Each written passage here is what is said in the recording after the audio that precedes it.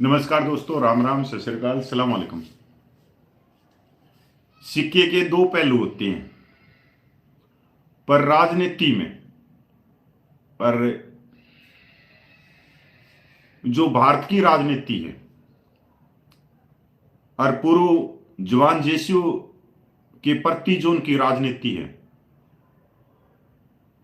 वो सिक्के का एक ही पहलू है। जब से देश आजाद हुआ है, जब से इलेक्शन हुए हैं, अलग अलग पार्टियां ने देश के ऊपर राज किया है, पर जवानों के प्रति दोनों एक ही सिक्के के दो पहलू नहीं है, सिर्फ एक ही पहलू है। चाहे इधर से देख लो चाहे उधर से देख लो। वैसे सिक्के के दो पहलू होते हैं, बनावट अलग अलग होती है, इस पार अलग है, दूसरी पार अलग है, पर इन दोनों में एक ही समानता है। हमारे बहुत सारे भाई हैं जो सैनिकों के नाम से न्यूज चैनल चलाते हैं। अपने आप में वो एक तरह से वैज्ञानिक बोलते हैं कि हम वैज्ञानिक हैं हर चीज के। अब आप देख रहे होंगे कि जितने भी न्यूज चैनल चल रहे हैं, जो इनका एक नैतिक फर्ज है, एक कर्तव्य है कि आज 2024 का चुनाव हो रहा है लोकसभा का, और 2024 मामूली चीज नहीं है, क्योंकि 2024 में हर हाथ में मोबाइल है। अगर 2019 की बात करें तो 2024 में बहुत कुछ बदला है समाज के अंदर। बड़े बड़े हाईवे हो गए हैं, बड़े बड़े एयरपोर्ट हो गए हैं, 2G से 5G आ गया है। पहले हर हाथ में मोबाइल नहीं था, आज मोबाइल है इतने बड़े बड़े। अगर 2014 की भी बात करें तो कुछ नहीं था, मोबाइल ही नहीं थी और चलाने भी नहीं आते थे, पर आज बहुत अलग है। तो इन जो ये जोड़ा छाप जो डॉक्टर हैं, जो एक्चुअल में सैनिकों को गुमराह कर रहे हैं, पर ये गुमराह नहीं कर रहे हैं, क्योंकि सबसे बड़ी बात यह है कि जो इनको देख रहे हैं उन लोगों के अंदर आत्मसम्मान, कर्तव्य और संविधान समानता की जानकारी नहीं है। या वो दरी कुर्सी वाले हैं, या वो सारे 24 इंच की साइकिल चलाने वाले हैं, बारीक से क्वार्टर, इसलिए उनका कुछ नहीं बिगड़ता। अब आप देखोगे कि कांग्रेस सैनिक प्रकोष्ठ के कोई कर्नल, कोई जनरल, जैसे सर्कस के अंदर जोकर उछलते हैं ऐसे उछल रहे हैं, ऐसे उछल रहे हैं। अभी तक मैंने बीजेपी का सैनिक प्रकोष्ठ के नहीं देखे हैं, वो तो गुमसुम हो रखे हैं। बीजेपी के सैनिक प्रकोष्ठ के जितने रिटायर्ड कर्नल जनरल हैं, वो तो अंदर खाते बिल्कुल ऐसा लगा लो जैसे वायरल बुखार चढ़ा हुआ है उनको तो। पर कांग्रेस के हैं वो फुदक रहे हैं, दगड़ दगड़ दगड़ दगड़ दगड़ दगड़ दगड़ दगड़। ऐसा क्यों फुदक रहे हैं भाई? वो बार बार बोल रहे हैं कि हम डिसेबिलिटी पेंशन देंगे, हम मिलिट्री सर्विस पे देंगे, हम वन रैंक वन पेंशन देंगे, हम ये चीज देंगे। बाबा जी का ठल्लू दोगे तुम? तुम्हारा घोषणा पत्र तो मेरा आगे पड़ा है 34 पेज का। इस 34 पेज में जवान से जैसे से कोई न्यूज भी नहीं है, कोई मांग नहीं। तो ये घोषणा पत्र बनाया किसने? कल मैं खुलासा कर दूंगा इस बात का। कांग्रेस सैनिक प्रकोष्ठ ने बनाया। इसमें डिसेबिलिटी पेंशन टैक्स से बाहर कैसे रखी गई? भाई जवान जेसीओ की डिसेबिलिटी पे टैक्स लगता ही नहीं, तो किसको छूट दे रहे हो तुम? और माइक के ऊपर बोल रहे हो कि हम ये करेंगे वो करेंगे। एनएफयू किसके लिए है? एनएफयू किसके लिए? क्या जवान के लिए? क्या जेसीओज के लिए? क्या ऑनरेडी कैप्टन के लिए? बताओ। और बताएंगे राहुल गांधी, क्योंकि इनके अंदर एक तरह से अहंकार है बहुत बड़े लेवल का। हम ये सोचते कि कांग्रेस आते ही सारी चीजें ठीक कर देगी। कांग्रेस 1973 में आई थी और 2014 तक रही, सब कुछ मलिया मेट कराया। 2009 के अंदर कांग्रेस ही 70% पेंशन दे रही थी, पर कांग्रेस के सैनिक प्रकोष्ठ बीच में घुस गया। 2 जनरल पहले ही आ गए, एडमिरल सुरेश मेहता, सेनाध्यक्ष दीपक कपूर, और सेनाध्यक्ष दीपक कपूर जो आदर्श सोसाइटी घोटाला हुआ बंबई में, जिसके अंदर महाराष्ट्र का मुख्यमंत्री, कांग्रेस का मुख्यमंत्री और कांग्रेस के राज में हुआ, और उसके अंदर कांग्रेस के नेता भी शामिल थे। जो जवानों, जो करीगल के अंदर जो जवान शहीद हुए थे, उनकी वीरंगनाओं के लिए वो फ्लैट बने थे। ये खागड़ अपने नाम करवा गए उनको। 2016 और 17 में तो इनको सजा मिली है, सेनाध्यक्ष को सजा मिली है। उस कोर्ट इंक्वायरी की, सजा क्या दी? क्योंकि भाई बड़े बड़े हाथ हैं, बड़े बड़े आदमी हैं इनके, सजा क्या दी? आपको हंसी आएगी कि रिटायरमेंट के बाद ये कोई सरकारी ओहदा नहीं ले सकते, मतलब कोई राज्यपाल नहीं बन सकते, कोई कहीं कुछ नहीं बन सकते, मतलब यह इनकी सजा थी। भाई वाक्य में बहुत बढ़िया सजा लगी है। तो मतलब जिनके नाम से फ्लैट बने, जो भगवान को प्यारे हो गए और उड़े प्रभु चरणों में जो बैठे होंगे, वो भी देख के भारत देश के सिस्टम पर हंस रहे होंगे। आज जो यूट्यूबर हैं, जो कोट टाई वाले हैं, भाई तुम्हारे को शर्म नहीं आती? कुत्ती बेशर्म की तरह तुम ये कहते हो कांग्रेस ये देगी, कांग्रेस वो देगी। अरे ना बीजेपी दे ना कांग्रेस दे, हमारा काम यह है कि हम दोनों चीजों को दिखाएं सभी को, दुनिया को, कि ये बीजेपी है, ये कांग्रेस है, ये फलाना है, ये धक्कड़ है। इनके मैनिफेस्टो में ये चीजें, वो उनको छोड़ दो जिनको वोट देनी है। मैं तो नहीं कहता कभी भी, और ना ही मैं कांग्रेस के पक्ष में जाता, ना मैं बीजेपी के पक्ष में जाता। कोई अच्छा करता तो अच्छा बोल देते हैं, बुरा करता तो बुरा कर देते हैं। तो मेरा कर्तव्य है न्यूट्रल रहना, क्योंकि हम उस समाज में से हैं जहां पे हमारे को लाखों पूर्व सैनिकों का आशीर्वाद भी मिला हुआ, और हमारे छोटे रैंक के जो भाई हैं वो यूट्यूब चला रहे, चैनल चला रहे, और वो टीएस कर्नल को पूरे दिन अपने चैनल पे नचा रहे हैं, उसकी फोटो दिखा रहे हैं। अब मैं उनसे एक सवाल पूछता हूं, मेजर से लेके और लेफ्टिनेंट जनरल तक यूट्यूब चैनल चला रहे हैं रिटायरमेंट होने के बाद में, और सैकड़ों चैनल है। क्या तुम्हारी आज तक इतने पिछले सालों में कोई खबर डाली है उन्होंने? तुम 13 महीने 7 दिन जंतर मंतर में बैठे रहे, क्या उन्होंने छोटी सी क्लिप वहां पे दिखाई है तुम्हारी? और तुम क्या करते हो? यह पता लग जाता किसने 24 इंच की साइकिल चलाई है और किसने दुश्मन के सीने पे गोली चलाई है। यह तो पता लग जाता है आदमी को किसने लखनऊ, दिल्ली, बेंगलोर,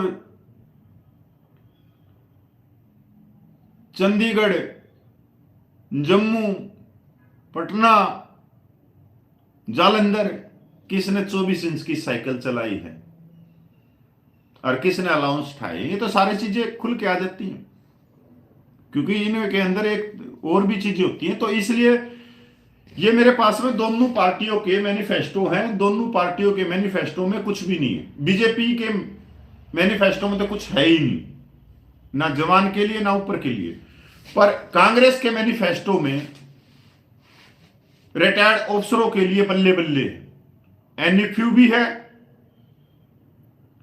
और भाई टैक्स फ्री डिसेबिलिटी पेंशन भी है, और ऊपर से एक मांग और जिसके बारे में मैं स्पेशल कहना चाह रहा था, वह सबसे बड़ी मांग इनकी एक्स सर्विसमैन कमीशन बनाना, आयोग बनाना, पूर्व सैनिक आयोग बनाना, जबकि हमारे पास में रक्षा मंत्रालय भी है, केंद्रीय सैनिक बोर्ड भी है, सारी चीजें हैं। अब यह डिमांड किसकी है? यह डिमांड है जंतर मंतर के मेजर जनरल की, और जो कांग्रेस पार्टी का सैनिक प्रकोष्ठ का जो टीएस कर्नल है, ये दोनों जिगरी दोस्त हैं, जिगरी दोस्त दोनों ही। यही वन रैंक वन पेंशन के धरने को लेकर चल रहे थे 2015 में, जिस जो जो आपकी वन रैंक वन पेंशन को ही लेके उठ गई। तुम देखते रहे कि मेरे अकाउंट में 15,000 का एरियर आ रहा है, उसी में खुश रही। अरे दूसरी तरफ भी देख लेते, 5-5 5.5 लाख का एरियर आ रहा था, जबकि वन रैंक वन पेंशन थी छोटे रैंक के लिए कोशियारी कमेटी के अनुसार।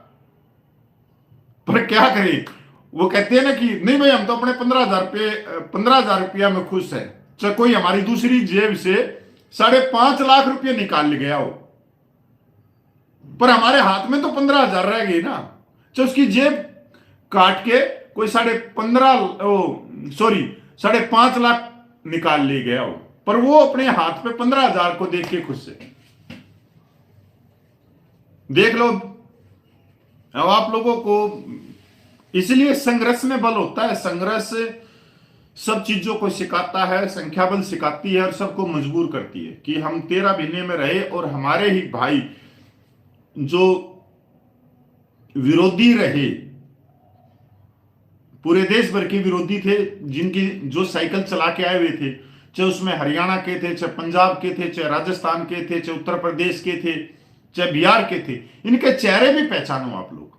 ये बड़े बड़े कुर्ते पजामे पहन के घूमते हैं, आप लोगों को आलू की सब्जी, चरचर पूरी, चाय पकोड़ा, 100 रुपये का सोल और छोटी मोटी शील्ड दे देते हैं। यही असली आदमी है जो आप लोगों का नुकसान कर रहे।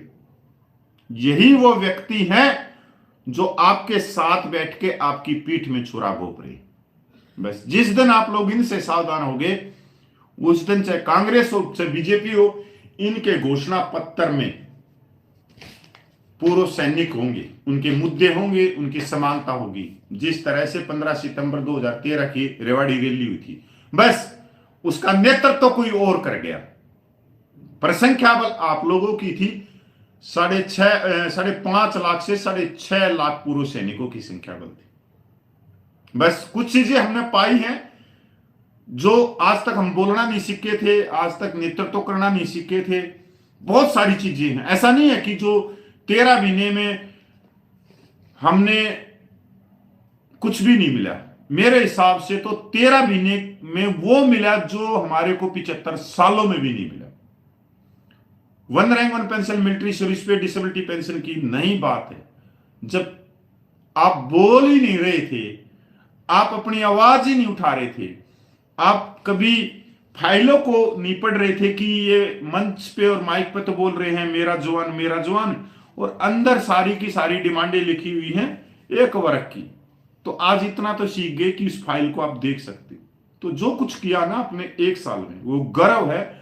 और आज इस 1 साल में जो कुछ हुआ वो आप नहीं बता सकते। इसके बारे में बताएंगी आने वाली पीढ़ियां कि कौन वो बुजुर्ग थे जो 2023 से 2024 तक 13 महीने 7 दिन जंतर मंतर पे सर्दी बारिश, वापिस सर्दी आ गई, पुलिस की लाठियां खाली, रेल ट्रैक पे बैठ लिए, रोड पे बैठ गए, पता नहीं क्या क्या गिरफ्तारी दे दी। कौन थे ये मेरे बुजुर्ग? सम्मान करता हूं, मान और सम्मान देता हूं ऐसे बुजुर्गों को, ऐसे नायकों को, ऐसे भगत सिंह जैसे मेरे सरदारों को, ऐसे योद्धाओं को तो सम्मान देता हूं। तो इसलिए आप पे मैं फिर कहूंगा कि सोशल मीडिया बहुत बड़ी ताकत है। झूठ यहां बिकता है, झूठ यहां दबा के बिकता है और सच यहां धरा का धरा रह जाए। अगर आपकी कोई आवाज उठा रहा है, अगर आप लोग उसको सोशल मीडिया का सहारा दे देते हो और वो लाखों करोड़ों में चली जाती है, तो क्या मोदी के पास में वो बात नहीं पूछती? क्या वो राहुल गांधी के पास में वो बात नहीं पूछती? पर क्या करे, यहां झूठ बिक रहा है। कांग्रेस पार्टी के सैनिक प्रकोष्ठ के उछल उछल के कह रहे हैं ये देंगे वो देंगे, जबकि उनके घोषणा पत्र में कुछ नहीं है। देंगे कहां से? जो घोषणा पत्र उन्होंने बनाया और सारी डिमांड ऑफिसर रैंक की लिख दी, तो क्या आपकी आंखें फूटी हुई है? क्या आप देख नहीं सकते इनकी घोषणा पत्र में क्या हो रही है? बाहर आके क्या बोल रहे? क्या क्या दे देंगे हमारे को? और दूसरी बात, बीजेपी क्या दे देगी? बीजेपी के तो घोषणा पत्र में कुछ नहीं है। बीजेपी तो अगर फिर भी आई 2024 जुलाई 2024 में, तो वन रैंक वन पेंशन की 3 रिवीजन होगी नहीं होगी भगवान ही जाने। 8वां वेतन आएगा या नहीं आएगा भगवान ही जाने। तो मेरा जो तराजू है दोनों समान है अपने लिए। तो बीजेपी कांग्रेस सब समान है। आपा तो जो इनको लिखा है, जो ये कह रहे हैं, जो ये आप लोगों को भुलका रहे हैं, बरगला रहे हैं, गुमराह कर रहे हैं, तो मैं तो एक बीच में बैठा हूं, तो आप लोगों तक पहुंचा देता हूं। उसके बाद में आप लोगों का कर्तव्य कि आप लोगों को क्या देखना क्या नहीं देखना। पर कोट टाई वालों के पीछे रहे तो पिछले 10 सालों में ये बहुत ज्यादा नुकसान कर चुके हैं आप लोगों का, और करते रहेंगे। हम भी यही हैं और आप भी यही हैं जो पिछले सालों से मेरे को देख रहे हैं। 6-7 साल से कपिल फौजी की एक शब्द भी झूठा नहीं निकला, कभी भी एक शब्द भी नहीं। मैं पहले शब्दों को तोलता हूं, पढ़ता हूं और सरल से सरल भाषा में लाने की कोशिश करता हूं कि जिससे वो जो हमारे असम के पूर्व सैनिक हैं, चाहे हमारे केरला के पूर्व सैनिक हैं, चाहे वो आंध्रा के पूर्व सैनिक हैं, वो भी मेरी आवाज को, उस देसी शब्दों को पकड़ ले, या मैं क्या बोलना चाहता हूं उनको वो पकड़ लें। इतनी सरल भाषा में मेरे ख्याल में कोई लेकर आ नहीं सकता। और लाइव आता हूं भाई, लाइव किसी का भी चैनल नहीं चलता, किसी का भी लाइव आता हूं। लाइव में आपको देख रहा हूं कि कमेंट पढ़ सकता हूं। जैसे रिंकू सिरोही जी नमस्कार, अनुगिरी आर्मी जी नमस्कार, मनोज ढुल बहुत बढ़िया भाई, झूठ ने उखाड़ के दे दे, जगदीश कुमार जी नमस्कार, अशोक कुमार जी नमस्कार, रामेश्वर सिंह जी नमस्कार, कमल जी नमस्कार, गोपाल रेड्डी नमस्ते, कपिल सर, गोपाल रेड्डी तेलंगाना से हैं। बहुत सारे कमेंट आए हुए, तो इन कमेंटों को मैं पढ़ सकता हूँ। रियल लाइव मेरे को देख रहे हैं, तो ऐसा भाई आपका मैं ही हो सकता हूँ। पूरे देश में एक ही कपिल भाई है जो आप लोगों को जागरूकता भी लेता और फिर गालियां भी खाता है, धमकियां भी खाता है। और भाई बहुत सारे केस भी चल रहे हैं मेरे पे इन्हीं चीजों के ऊपर कि हमारे पीछे क्यों लगा हुआ है, तूने हमारी दुकानदारी बंद कर दी, हम राज्यपाल नहीं बन सकते, हम सांसदों की टिकट देने से घबराने लगी राजनीतिक पार्टियां कि हमारे को ये मतलब कि आप लोगों को हम टिकट दे रहे हैं तो वहां के जवान आपको वोट नहीं कर रहे। ये सच्चाई की बात है। इससे बड़ा और मेरे से क्या चाह रहे हो? जितना मैं कर सका बदलाव उतना मैं कर दिया, छोटे से परिवार से, छोटी ही चीजों से, इनसे। और 9.5 साल के करीब हो गए, 10 हो गए होंगे मेरे ख्याल में मेरे को सैनिक समाज में। जय हिंद, वंदे मातरम। आप मेरे को देख रहे थे लाइव कपिल फौजी चैनल से।